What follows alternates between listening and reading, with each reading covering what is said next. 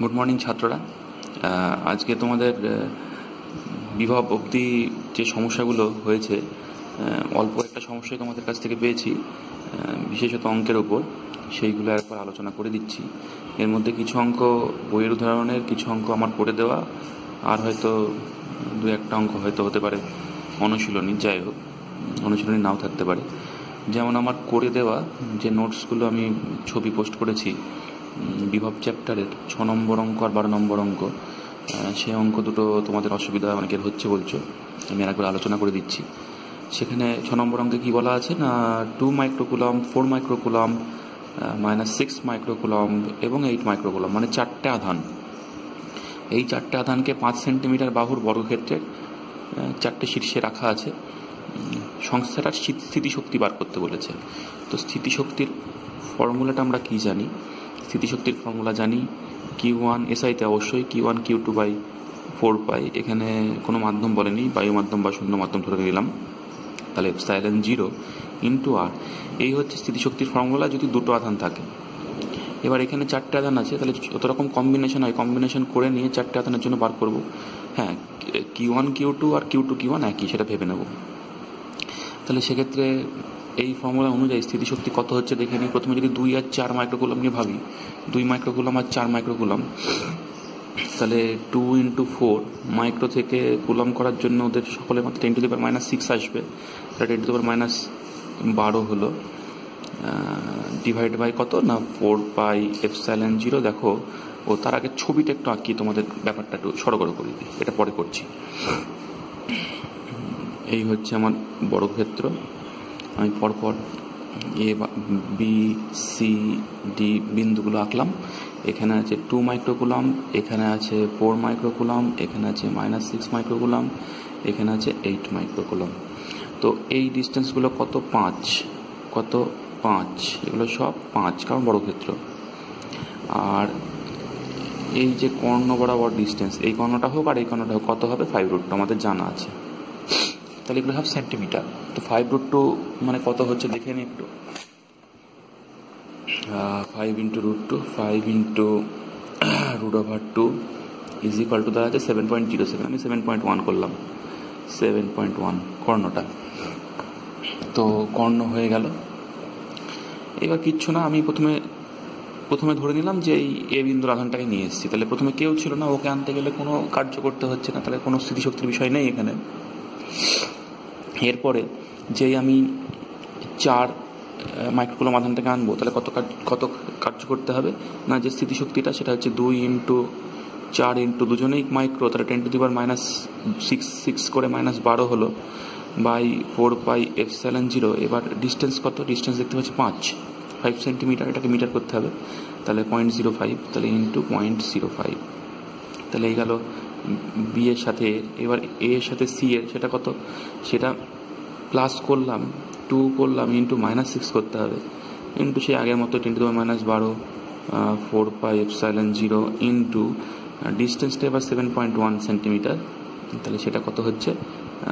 0.071 metre. তাহলে এটার সঙ্গে এটা হলো, এটার সঙ্গে ওটা হলো, এবার এটার সঙ্গে 8 করতে হবে, তাহলে +2 × 8/4πε0 ইন্টু ডিস্টেন্স সে আগের মতো 0.05। তাহলে 2 আধানের জন্য, 2 মাইক্রোকুলমের জন্য হয়ে গেল। এবার যদি 4-এরপরে 4কে আনা হয়ে যায়, তাহলে 2 আর 4 যখন ছিল তখন 6 আর 8ও এসছে, তাহলে 4 দরুন 6 আর 4 দরুন 8কে আনতে কত কার্য করতে হচ্ছে দেখে নিই। তাহলে 4 দরুন 6 কত? তাহলে যোগ 4 × -6 into 10⁻12 divide by 4πε0 into distance সেই 0.05। 4 দরুন 6 হলো, এবং 4 দরুন 8 কত? 4 × 8/4πε0 ডিস্টেন্স এবার এই কর্ণ বরাবর, মানে 7.1, তাহলে 0.071। তাহলে এই গেল 4 দরুন 8। তাহলে এবার প্রথমে 2 আসলো, 2 এর দরুন এই 3 জনের আনতে কার্য করতে হলো। তারপরে এই 4 চলে এসছে 2 এর পরে, তখন এই দুজনকে আনতে 2 এর দরুন করতে হয়েছে কার্য, বা 4 দরুনও করতে হয়েছে। প্রথমে 2 আনতে কোনো কার্য করতে হয়নি, যেই 4 আনলাম কার্য করতে হলো 2 এর দরুন। এরপরে 6 আনতে গেলাম, কাদের দরুন কার্য করতে হলো? 2 এর দরুন এবং 4 এর দরুন। তো সেই জন্য 4-এর দরুন 4-এর সঙ্গে 6 একটা এক্সট্রা লিখলাম, এবার 6 চলে এসে, এবার 8কে যে আনবো তাহলে কাদের দরুন কার্য করতে হবে, 2-এর দরুন করতে হবে, 4-এর দরুনও করতে হবে, 6-এর দরুনও করতে হবে। তার মানে 2-এর ক্ষেত্রে 3 জনের সঙ্গে কার্যবার করলাম, 4-এর ক্ষেত্রে 2 জনের সঙ্গে কার্যবার করলাম, 6-এর ক্ষেত্রে কী হবে, শুধু 8-এর সঙ্গে জন্য কার্যবার করব। তাহলে সেটা কত, সেটা হচ্ছে -6 × 8, সবগুলোর মাথাতেই পাশে 10⁻⁻12 আমাকে লিখতেই হবে, কারণ সব মাইক্রোকুলম্বে ছিল, ডিভাইড বাই 4πε0, ডিস্টেন্স কত 5 সেন্টিমিটার, তাহলে 0.05। এই হিসেবটা করলেই উত্তর বেরোবে। তাহলে আশা করি ব্যাপারটা কি তোমরা বুঝতে পারলে। দেখো, বিভব স্কেলার রাশি, এখানে কোনো দিক নিয়ে ভাববো না, কিন্তু হ্যাঁ, বিভব প্লাস হতে পারে, মাইনাস হতে পারে। ঋণাত্মক আধানের দরুন মাইনাস চিহ্ন চলে আসবে, তো ওই জন্য ঋণাত্মক আধানের ক্ষেত্রে চিহ্নটা আমাকে বসাতে হচ্ছে। আর প্রথম আধানটাকে সংস্থায় আনতে কোনো কার্য করতে হচ্ছে না, তারপরে আধানটাকে আনতে প্রথম আধানের দরুন কার্য করতে হচ্ছে, তারপরে আধানকে আনতে প্রথম আর দ্বিতীয় আধানের দরুন কার্য করতে হচ্ছে, তারপরে আধানটাকে আনতে প্রথম, দ্বিতীয়, তৃতীয় 3টে আধানের দরুনই কার্য করতে হচ্ছে। তাহলে সেই হিসাবে আমরা 3টে পদ, 2টো পদ মানে 5টা, আর একটা 6টা পদ পেলাম। দেখো 1 2 3 4 5 6, 6টা পদ পেয়েছি। এবার এগুলোকে যোগ করে দাও, যোগ করলেই তোমরা মোট কার্য পেয়ে যাবে। আশা করি অঙ্কটা বুঝতে পেরেছো। নেক্সট যে অঙ্কটা নিয়ে তোমাদের সমস্যা হয়েছে সেটা আমারই করে দেওয়া নোটসে 12 নম্বর অঙ্ক। সেখানে কি বলা হয়েছে একবার বলি, বলেছে সমকেন্দ্রিক ফাঁপা গোলকের ব্যাসার্ধ A, B এবং C, আর আধানগুলো কি না Q1, Q2, Q3। এখানে যেটা আমার বলা হয়নি সেটা অবশ্যই C > A B, মানে সবচেয়ে ছোট গোলকের ব্যাসার্ধ A, তারপর একটা B, তারপর একটা C। এটা বলে দেওয়া উচিত ছিল, যাই হোক এখন বলে দিচ্ছি। অঙ্কটা সেভাবেই করা আছে, আধানগুলোও বলা আছে, দিয়ে প্রত্যেকটা গোলকের বিভব বার করতে বলেছে। প্রতিটা গোলকের বিভব কত, কেউ ভূসংলগ্ন আছে এমন কোনো কথা বলেনি, আধানগুলো বলে দিয়েছে, ব্যাসার্ধগুলো বলে দিয়েছে, বিভব বার করতে বলেছে। তো অঙ্কটা খুবই সহজ, ছবি আঁকলেই অঙ্কটা হয়ে যায়। কেমন একটু দেখে নাও।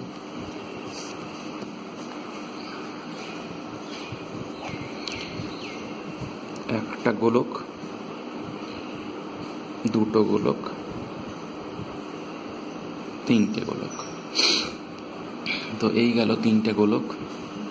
ভাবি এবার, এর ব্যাসার্ধ A, এর ব্যাসার্ধ B, এর ব্যাসার্ধ C, এতে আধান আছে Q1, এতে আধান আছে Q2, আর এতে আধান আছে Q3। আচ্ছা, এইবার যদি আমরা একদম বাইরের গোলকের কথা ভাবি, তাহলে নিজের আধান কত Q3, ব্যাসার্ধ কত C, তাহলে ওর জন্য বিভব কত হবে। যদি আমরা CGS বায়ু মাধ্যমে ভেবে নিই, তাহলে কি হচ্ছে Q3/C, এই গেল ওর নিজের আধানের দরুন। প্লাস এইবার এই ভিতরের গোলকগুলো তো আধান আছে, তার দরুন ওর গাত্রে যে বিভব হবে সেগুলো এর সঙ্গে কি হবে, যোগ হয়ে যাবে। এর পৃষ্ঠদেশে বিভব বার করতে হবে। তাহলে নিজের আধানের দরুন বিভব হবে, তার ভিতরে গোলকের জন্য বিভব হবে, তার ভিতরে গোলকের জন্য বিভব হবে, তাহলে 3টে বিভবের যোগফল হবে। তো দ্বিতীয় ভিতরের যে গোলকটা জাস্ট ভিতরের, তার আধান কত Q2। তাহলে এই গোলকের আধান যদি Q2 হয়, ভেবে নিতে পারে আধানটা তার কেন্দ্রে আছে, তাহলে কেন্দ্র থেকে কত দূরত্বে বিভব বার করতে হবে, C দূরত্বে। কারণ আমি তো এই বড় গোলকটার বিভব বার করছি, তাহলে দ্বিতীয় গোলক হোক আর তৃতীয় গোলকই হোক, তাহলে তার কেন্দ্র থেকে কত দূরে বার করতে হবে, দ্বিতীয় গোলকের দূরত্ব C দূরত্বে, আর তৃতীয় গোলকের দূরত্ব C দূরত্বে। তো যদি আমরা ধরে নিই, আমরা এরকম আগেও ধরেছি যে একটা ফাঁপা গোলকের সমস্ত আধান যেন কেন্দ্রে, যেহেতু সুষম গোলক, কেন্দ্রে জমা আছে ধরে নিতে পারি, তাহলে Q2 আধান যেন এখানে একটা বিন্দু আধান হিসেবে জমা আছে, তার থেকে C দূরত্বে বিভব কত। সোজা কথা, CGS বায়ু মাধ্যম হলে কী হবে, Q2/C। এবারে একদম ভিতরে গোলকটা ভাবলে তার দরুন বিভব কত হবে ওই বড় গোলকের গায়ে, সেটা হবে Q1/C।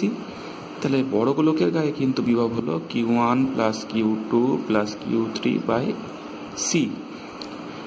এবার যদি আমি দ্বিতীয় গোলক, মানে জাস্ট বড় গোলকের সবচেয়ে নেবারে আছে, ইমিডিয়েট নেবার যে, তাকে নিয়ে ভাবছি, তাহলে এবার ভাবি, তাহলে বড় গোলকের পৃষ্ঠে যা বিভব, বড় গোলকের নিজের আধানের জন্য আমরা জানি গোলকের ভিতরে বিভবটা ধ্রুবক হয়, তাহলে শুধু বড় গোলকের পৃষ্ঠে বড় গোলকের আধানের জন্য যে বিভব, সেই বিভবটা কিন্তু এর ভিতরে সর্বত্র বিরাজমান।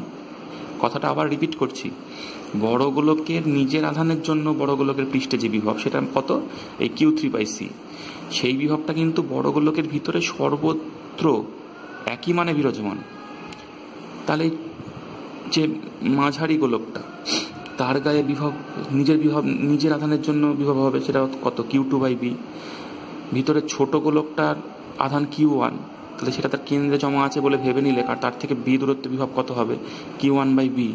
আর বড় গোলকের আধানের দরুন বিভব তো ভিতরে সর্বত্র একই, সেটা কত, সেটা হচ্ছে বড় গোলকের পৃষ্ঠে যা ভিতরেও তাই, সেটা কত, Q3/C। তাহলে আমি যদি Q1 এর কথা ভাবি, তাহলে দ্বিতীয় গোলক, এটা সেকেন্ড গোলকের বিভব কত, যদি আমরা Q1 এর জন্য ভাবি তাহলে Q1/B যোগ, যদি আমরা Q2 এর জন্য ভাবি Q2/B, কারণ Q2 এর জন্য এখান থেকে B দূরত্বে সব আধানগুলো সুষম গোলক কেন্দ্রে জমা আছে ধরে নিতে পারি, তাহলে Q2 থেকেও B দূরত্বে, Q1 থেকেও B দূরত্বে, কিন্তু এই গোলকটার আধানগুলো এদের বাইরে অবস্থিত, তাহলে এর ভিতরে সর্বত্র বিভব কি হবে, ধ্রুবক হবে, সেটা তার মান কত হবে, এর পৃষ্ঠে যা সেটাই।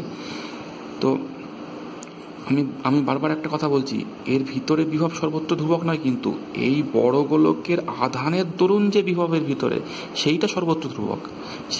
তার মানটা কত, তার মানটা হচ্ছে এই Q3 আধানের জন্য পৃষ্ঠে যে বিভবটা তৈরি হয়েছে সেটা কত, Q3/C, তাহলে সেটা হয়ে গেল Q3/C। তাহলে এই হয়ে গেল দ্বিতীয় গোলকের পৃষ্ঠ বিভব। এবার 3 নম্বর গোলকের পৃষ্ঠ বিভব কত, 3 নম্বর গোলকের পৃষ্ঠ বিভব কার জন্য হবে, নিজের জন্য হবে, Q2 জন্য হবে, Q3 জন্য হবে। নিজের জন্য কত, Q1 আধান কত দূরত্বে আছে, কত ব্যাসার্ধের গোলকে আছে A, নিজের জন্য হচ্ছে Q1/A। দ্বিতীয় গোলকে Q2 আধানের দরুন কত, যেহেতু এই দ্বিতীয় গোলকের ভিতরে আছে, Q2 আধানের দরুন ভিতরেও যা পৃষ্ঠেও তাই, তাহলে পৃষ্ঠে কত ছিল, Q2/B, তাহলে ভিতরেও তাই, তাহলে প্লাস Q2/B। আর Q3 জন্য তো বলেইছি কি হবে, Q3/C। তাহলে এই গেল বিষয়। দেখো, 3টে গোলক থাকার ফলে ভিতরে সব জায়গায় বিভবের মান একই নয়, কিন্তু বিভবের মানগুলো কিন্তু 3টে আলাদা গোলকে 3 রকম হয়ে যাচ্ছে। তাহলে আশা করি অঙ্কটা তোমরা বুঝতে পেরেছো। এরপরে আমরা চলে যাব বইয়ের প্রবলেম সেট 1 এর 7 নম্বর অঙ্কে। অঙ্কটা কি বলেছে আমি পড়ছি। বলেছে 1 মিলিকুলম্বের একটি স্থির আধান থেকে 1 মিটার দূরে 2 গ্রাম ভর বিশিষ্ট এবং 1 মাইক্রোকুলম্ব আধানের একটি কণাকে রাখা হলো। কণাটিকে ছেড়ে দেওয়া হলে এটি বিকর্ষিত হবে। স্থির আধান থেকে যখন কণাটি 10 মিটার দূরে, তখন কণাটির বেগ জিজ্ঞেস করেছে। তো ছবিটা কেমন দাঁড়াচ্ছে,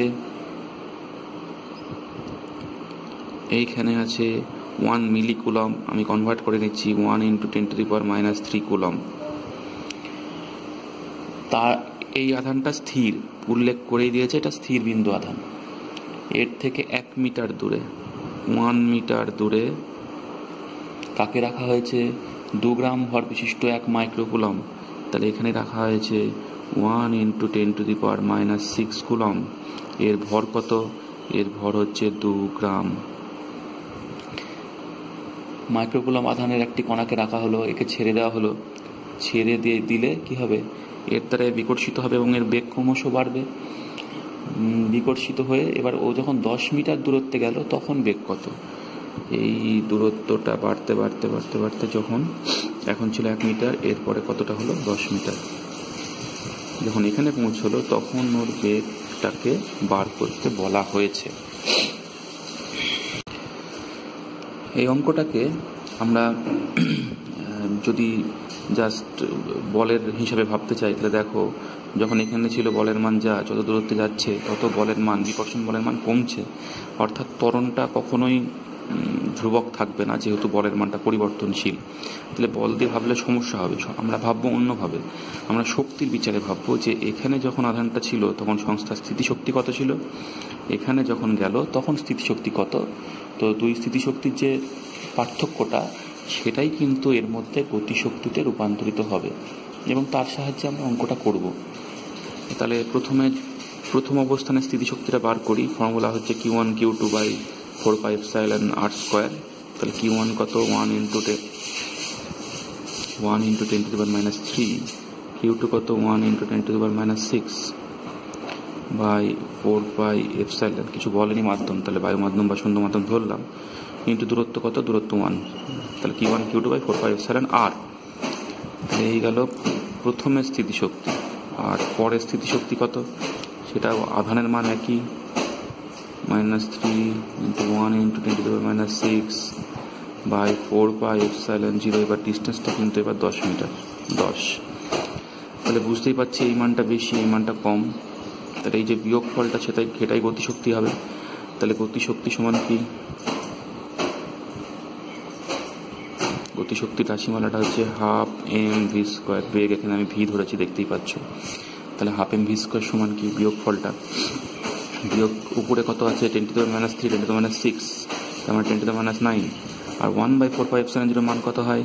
9 × 10⁻৯ ইন্টু ওপরে হিসাবটা করে 10⁻৯। এই পুরো টার্মটা কমন যাচ্ছে, পড়ে থাকছে কি? 1/1 - 1/10। তো এরপরে আমি যদি ভরটা কত আধান নিই? 2 গ্রাম। 2 গ্রাম মানে 2/1000 কেজি। তাহলে ভি স্কোয়ার সমান কি? 9 ইন্টু, এটা হচ্ছে 1 থেকে 0.1 বাদ দেওয়া, তাহলে 0.9 হচ্ছে। হিসাবটা করলে 0.9, তাহলে 2 কাটছে। ভি স্কোয়ার সমান কত?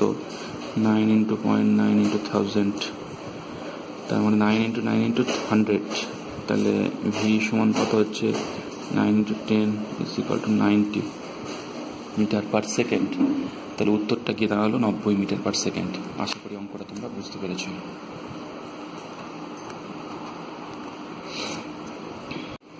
এরপরে যে অঙ্কটা নিয়ে সমস্যা হয়েছে সেটা আমি এখানে টুকে রেখেছি। বলেছো তোমরা দুটি সমকেন্দ্রিক ধাতব গোলকের ব্যাসার্ধ বলে দিয়েছো এ আর বি, বলেই দেওয়া আছে বিটা এর চেয়ে বড়। বাইরের গোলককে স্মল কিউ আধান দেওয়া হয়েছে, ভিতরের গোলকটাকে ভূসংলগ্ন করা হয়েছে, ভিতরের গোলকের আধান কত? এই গেল টোটাল অঙ্ক। তাহলে বাইরের গুলোকে আধান দিয়েছি, ভিতরের গুলোকে আধান দিইনি, ভিতরের গুলোকে আধানের মানটা বার করতে বলা হয়েছে। তাহলে চলে আসি আমরা অঙ্কে।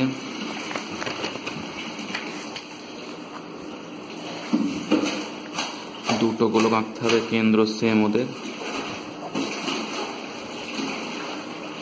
দুটো গোলক আঁকলাম, কেন্দ্র সেম।